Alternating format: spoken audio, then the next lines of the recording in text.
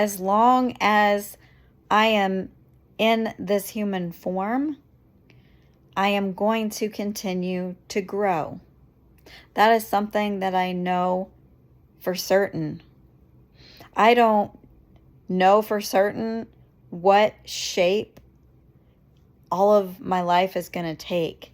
I don't know the different directions, and I don't need to know.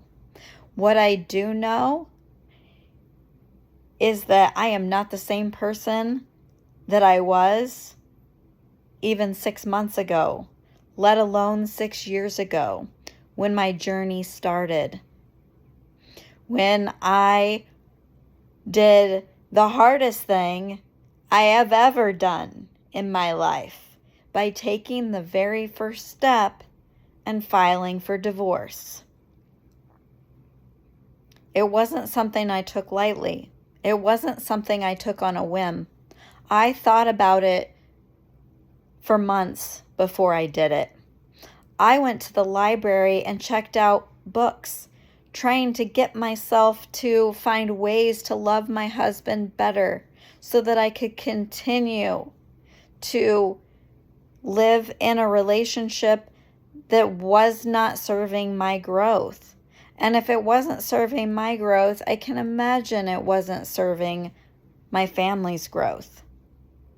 But that's their story to tell, not mine.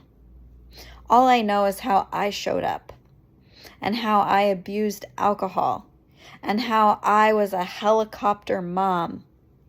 I was so enmeshed, I had to be in relationships, in between relationships with one of my children, like monitoring and like talking to their parents and even talking to the kids. Like I was so over functioning. None of that was my place.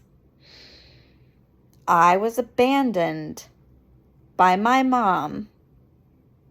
My mom left when I was 5.5, 6 years old. And I made a promise to myself when I was a little girl that I would be a better mother than my own mother, and I would never leave my kids. And I didn't leave them. I moved 6 miles away from my marital home. And I tried. I went to counseling. I encouraged counseling with them. I wanted counseling with my ex-husband before. But you can't make other people meet you. And you can't continue to be a doormat. You can't keep being the scapegoat in the family. It wasn't all mine. I brought my shit for sure. And I've held myself accountable for my shit. And that's all I can do besides show up differently, which I have. I don't need to justify or explain anything. But it's important. It's the story that brought me where I am today. It was a long road of recovery. I went to CODA, which is Codependence Anonymous. I realized that I had issues when I got into an abusive relationship while I was still married and kept on going back.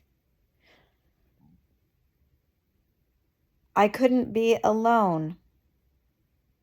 I was looking for love anywhere I could because I didn't know how to love myself.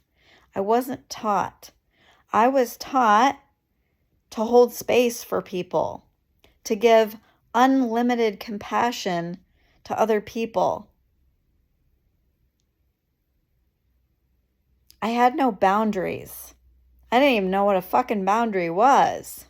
6 years ago, had anybody said the words that come out of my mouth right now, it would be like a foreign language to me. It would be like Charlie Brown's teacher. Gibberish. I wouldn't get it. I wasn't ready. But in some ways I was. Like, I was researching things before I took the steps. I was going to the library and trying to find answers on how I can keep my marriage when I knew it was falling apart. I knew when I was pregnant with my youngest son, 9 years before I filed for divorce. I had many dark nights of the soul before I even took that plunge, and I medicated over them. I took antidepressants for generalized anxiety disorder. I wasn't anxious, I was traumatized. I had CPTSD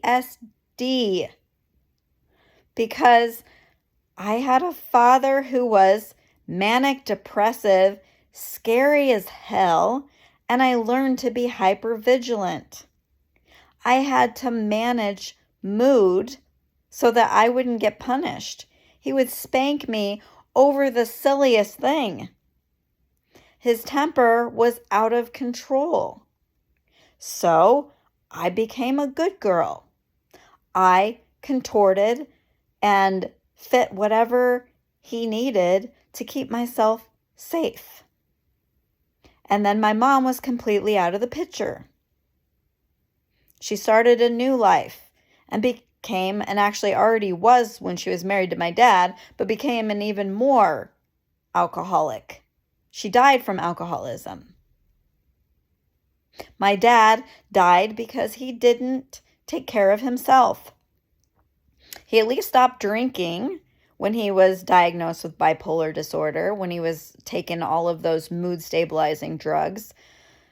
But he became diabetic and he ate poorly. He didn't exercise. He chain smoked, probably 2 packs a day.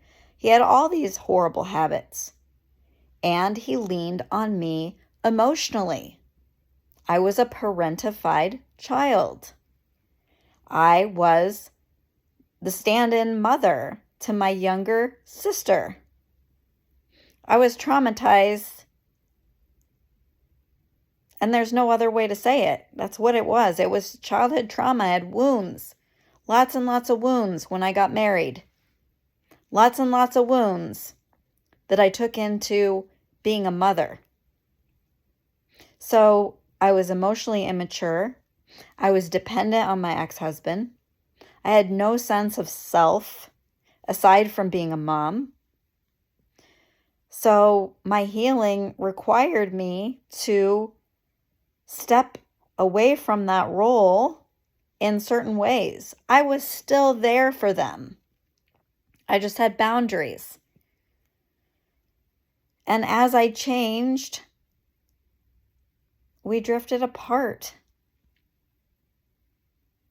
It's not what I wanted to have happen by any means, but it is what was necessary. And I can't speak for them. I just can't. But I feel like what I did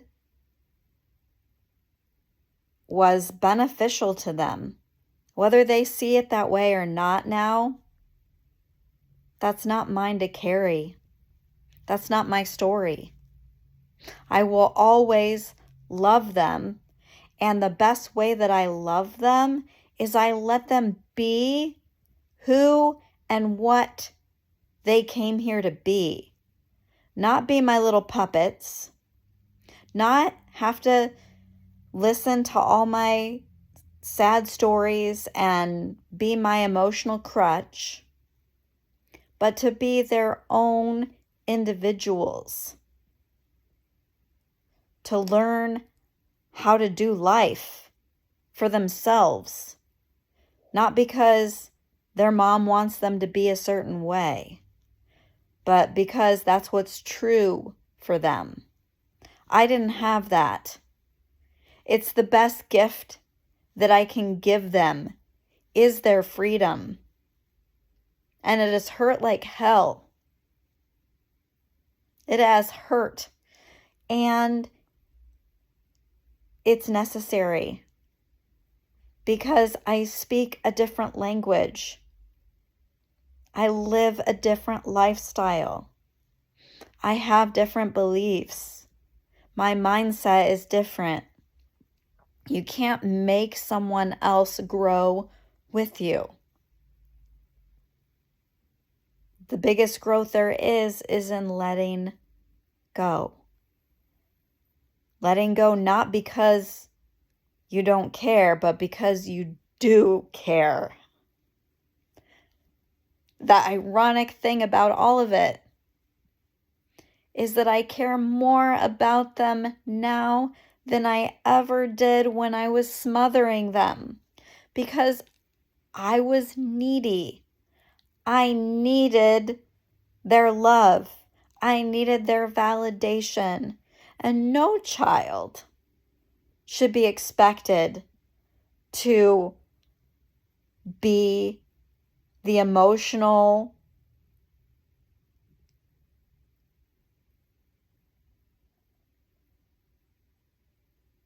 support bedrock for their parent. That is how trauma is born.